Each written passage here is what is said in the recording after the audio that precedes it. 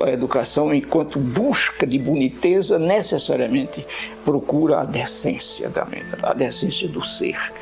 E a natureza política dela, da educação, nos inviabiliza de ser neutros. Quer dizer, você tem que, no fundo, ter uma opção. Você tem que ter uma escolha e depois brigar pela sua escolha, brigar pelo seu sonho.